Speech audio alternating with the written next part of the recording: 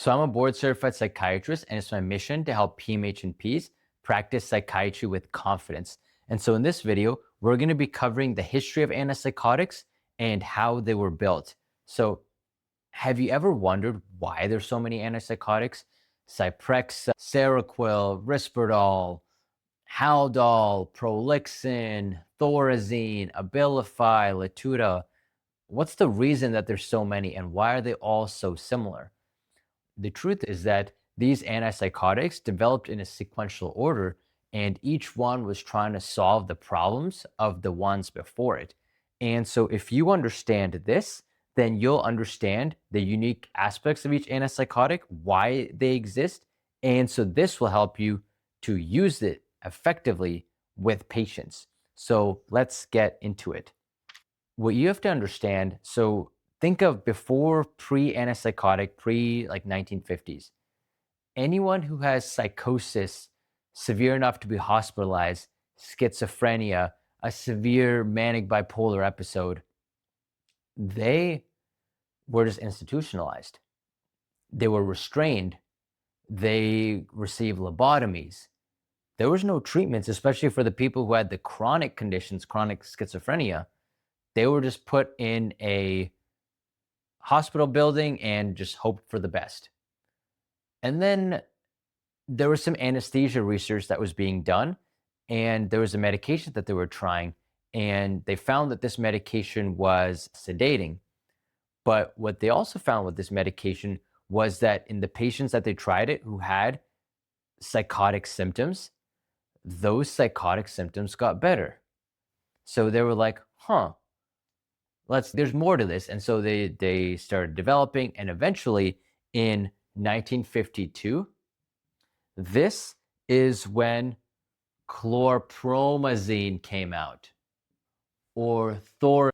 So imagine now you have patients who are institutionalized, they've been in the system for years, you give them this medication, and suddenly their psychotic symptoms are much less. They're able to talk with you rationally. They're able to actually get discharged from the facility, and they're able to lead changed lives. To call that life changing is an accurate statement. Like, this was a revolution in the psychotic treatment for the field. So that's why Thorazine's release was such a big deal. Of course, then as it started being more used, then the problems started emerging, the EPS side effects, the tardive dyskinesia, the affect flattening, the sedation. But as this was the first one on the market, there's no denying the impact that it had. And it established that paradigm that, okay, maybe the dopamine blockade is the secret to targeting psychosis. But as I mentioned, the sedation was a big problem. And so in 1958 to 59, this is when we had haloperidol, aka Haldol, and we also had flufenazine or Prolixin. And the idea behind these was that, okay, so if we want to do dopamine blockade, let's ramp up the dopamine blockade. So that's where Haldol and Prolixin do. And let's decrease the sedation, which they also achieved. So that's why these became very workhorsey for treating psychosis, especially the Haldol, was because of how effective it was at treating the positive symptoms of schizophrenia and psychosis. And it had less sedation than the Thorazine. But then the problem we ran into was that these two had more EPS, the extrapyramidal side effects, compared to Thorazine. So that became a problem. In the EPS, the muscle contractions, the tardive dyskinesia, that's what really limited antipsychotics, and especially their upward dosing. So now in 1971, they wanted to address that problem. And in Europe, actually came out Clozapine or Clozaril. And so this was mainly in the EU that this came out. And so this was a game changer because this had good antipsychotic efficacy, but had way less EPS compared to Haldol and Prolixin. So that was great. The problem, though, was the monitoring. So because clozapine had the side effect of agranulocytosis, decreasing the white cell count, then it made people prone to infections, and they needed the weekly monitoring. And then, of course, it spaces out over time, but they still need the regular blood draws. And this really hampered clozapine's potential. It also had metabolic side effects, constipation, sedation. Those were also problems with clozapine. And this is what stopped the US from actually adopting it until 1998, when in 1998 there was a study, a landmark trial done by Kane et al., which showed that clozapine had superior efficacy in treatment-resistant schizophrenia compared to Thorazine. So that was huge. And so now we have proven that there's a superior benefit for clozapine compared to previous antipsychotics that were existing on the market. And so a year later, in 1989, so this is when clozapine came to the US and became a standard part of US treatment. From all this, we had established that, okay, dopamine blocking is good. Dopamine blocking is what is giving us our antipsychotic effect, but too much dopamine blocking is causing EPS. But and in the cases where there's not enough dopamine blocking, there tends to be a lot of sedation. So EPS is limiting the practice, sedation's limiting it, and then in clozapine's case, the monitoring was limiting it. So what do we do? And so this led to the second generation antipsychotic wave of the 1990s, where in 1993 came out risperidone, aka Risperdal.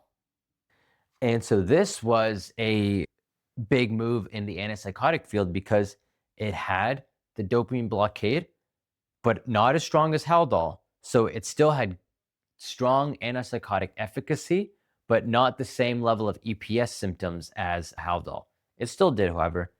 It didn't need the monitoring that clozapine needed, and it didn't have the sedation that Thorazine needed. So because it avoided a lot of the negatives of the previous antipsychotics, this really became the workhorse of antipsychotic treatment to treat schizophrenia and chronic psychosis. The problem, though, the unique problem that risperidone developed was the galactorrhea, the hyperprolactinemia. So this was a unique side effect that was seen much more with risperidone than with all of these other antipsychotics. And so that's what limited risperidone's potential. Shooting forward to 1996 as the second part of the wave, this is when olanzapine came out, or Zyprexa. And so with olanzapine, they were very hopeful for this because it had a similar molecular structure to clozapine.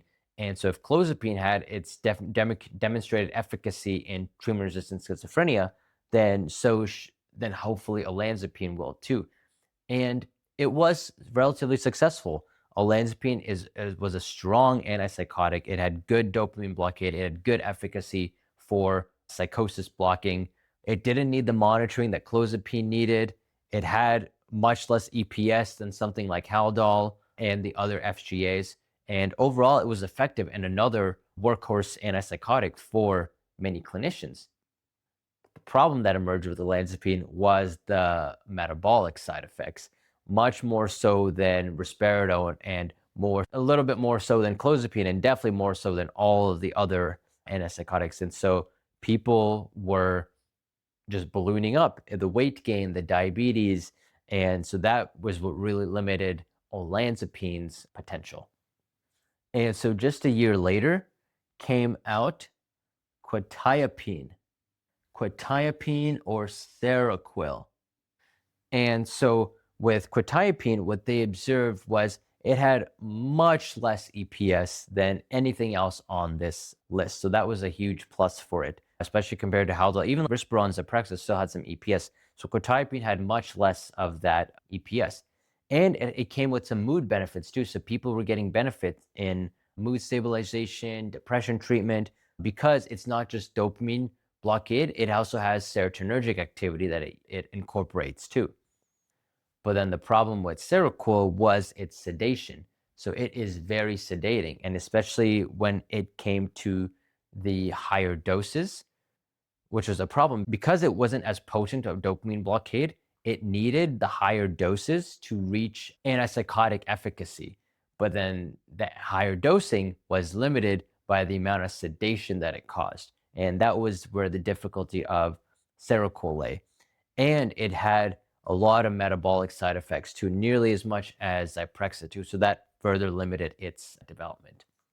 But this was part of the SGA wave, and this was huge. The companies marketed very heavily as that these SGAs were better, they were more safe, easier to use, and therefore they should be the de facto option in psychiatric treatment.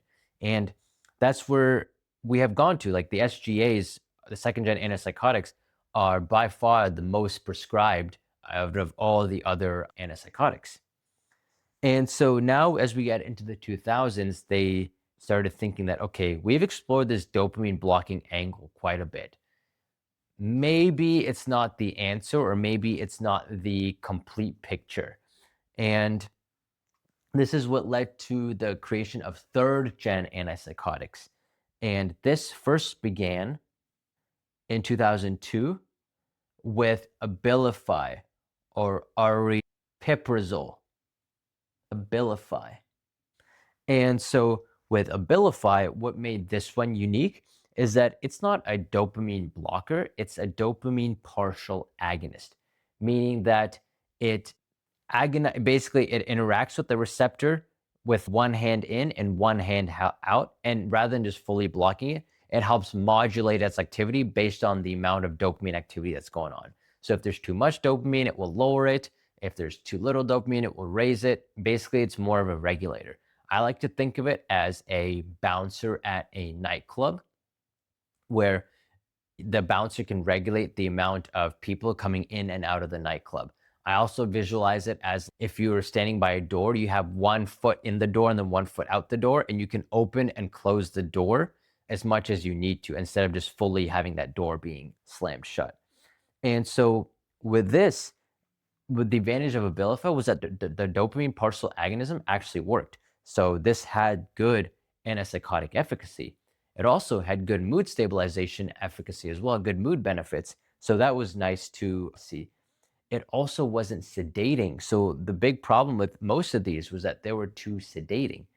So it wasn't sedating. And so it didn't have any of the EPS symptoms, not nearly as compared to some of these others.